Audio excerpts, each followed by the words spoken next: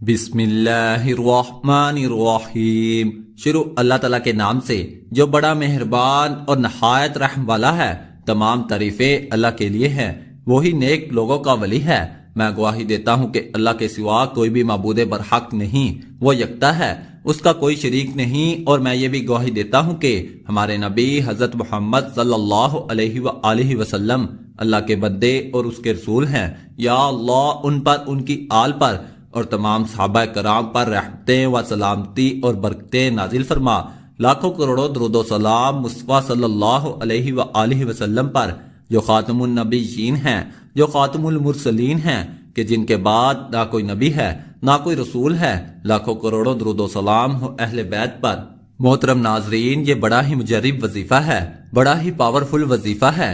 ایک مرتبہ سچے دل سے پڑھ لو، اللہ پاک اتنی دولت سے نواز دیں گے کہ کبھی سوچا بھی نہیں ہوگا۔ یہ ایسا وظیفہ ہے میرے بھائیوں اور میری پیاری بہنوں، اپنی زندگی میں فوری ارجنٹ پیسوں کو پانا چاہتے ہیں، آپ کو یہ وظیفہ پڑھنا ہے۔ یہ ایسا مجرب وظیفہ ہے میری بہنوں اور میرے پیارے بھائیوں کہ آپ لوگ اگر قرضوں میں ڈوب چکے ہو، قرض آپ لوگ لیتے ہو اور اپنے گھر میں خرچ کر جاتے ہو، اس پر آپ کو سود بھی دینا پڑتا ہے۔ جو قرض آپ لیتے ہو اس میں دن بدن اضافہ ہی ہوتا جا رہا ہے۔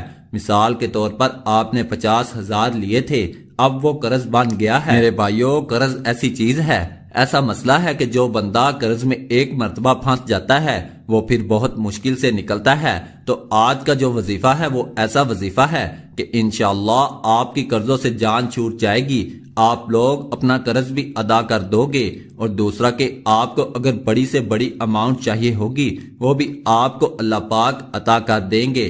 ظاہر ہے اس وظیفے کو پڑھنے سے آپ کو پیسے ملیں گے تو ہی آپ قرض ادا کریں گے۔ تو اللہ پاک کی ذات پر یقین کرتے ہوئے، بھروسہ کرتے ہوئے آپ کو اس مہینے میں کسی بھی نماز کے بعد یہ چھوٹا سا وظیفہ پڑھ لینا ہے۔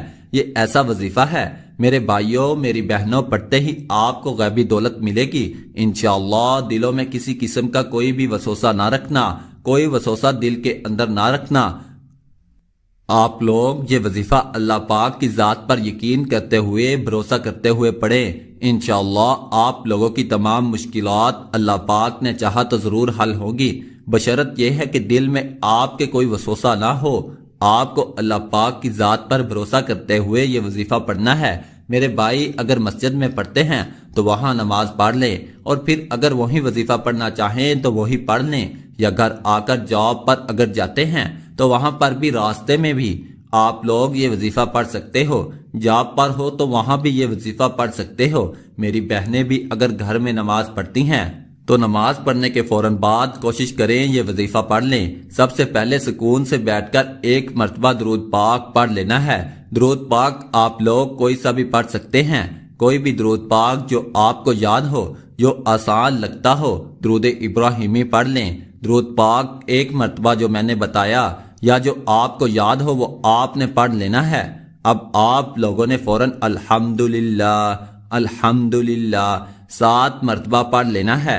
اللہ پاک نے چاہا تو جو حاجت ہوگی، جو مراد ہوگی، جس ترتیب سے یہ وظیفہ بتلایا جا رہا ہے، اگر آپ لوگ پڑھ لو گے تو انشاءاللہ آپ لوگوں کی تمام حاجتیں، تمام مرادیں پوری ہوں گی اللہ پاک کے حکم سے۔ الحمدللہ کا وظیفہ آپ نے پڑھ لیا۔ اب آپ لوگوں کو سیکنڈ نمبر پر کیا پڑھنا ہے؟ 3-4 وظائف ملا کر پورا آپ کو عمل کرنا ہے۔ آپ سیکنڈ نمبر پر آپ لوگوں کو پڑھنا ہے دوسرا کلمہ فوراً سے آپ لوگوں نے 3 مرتبہ پڑھ لینا ہے، اور اس کے بعد فوراً آپ لوگوں نے 1 مرتبہ بسم اللہ الرحمن الرحیم پڑھ لینا ہے، اور اس کے فوراً بعد آپ لوگوں نے سورۃ کوثر ایک ہی مرتبہ آپ لوگوں نے سورۃ کوثر پڑھ لینی ہے۔ اب آپ لوگ جب 1 مرتبہ سورۃ کوثر پڑھ لیں تو آپ لوگوں نے یہ آیت پڑھنی ہے فَإِنَّ مَعَ الْعُسْرِ يُسْرًا۔ آپ لوگوں کو یہ آیت 7 مرتبہ پڑھ لینی ہے سورۃ الم نشرح کی، اور اس کے بعد فوراً آپ لوگوں نے، تمام بہنوں نے، تمام بھائیوں نے تسبیح کے دانوں پر یا پھر ہاتھوں کی انگلیوں پر آخر میں سبحان اللہ سبحان اللہ سبحان اللہ 7 مرتبہ آپ لوگوں نے آخر میں سبحان اللہ پڑھ کر 1 مرتبہ جو شروع میں درود پاک پڑھا تھا وہی درود پاک آخر میں پڑھ لینا ہے اور اللہ پاک سے اپنی تمام حاجتوں کے لیے مرادوں کے لیے دعا مانگ لینی ہے۔ اللہ پاک ضرور کرم فرمائیں گے۔ ناظرین، وظیفہ کرنے کے بعد آپ لوگوں نے سچے دل سے اللہ پاک سے دعا مانگنی ہے، بے شک اللہ تعالیٰ دعا قبول کرتا ہے۔ اے اللہ پاک تو اپنی رحمت سے ہمارے گناہ معاف کر دے۔ اے اللہ پاک ہمیں گمراہی کے راستے سے ہٹا کر صراط المستقیم کے راستے پہ چلنے والا بنا دے۔ اے اللہ ایسی نماز پڑھنے کی توفیق عطا کر جس نماز سے تو راضی ہو جائے۔ زندگی میں ایسے نیک اعمال کرنے کی توفیق عطا کر جن عملوں سے تو راضی ہو جائے۔ ہمیں ایسی زندگی گزارنے کی توفیق عطا کر جس زندگی سے تو راضی ہو جائے۔ ایمان پر زندہ رکھ اور ایمان پہ ہی موت عطا کر۔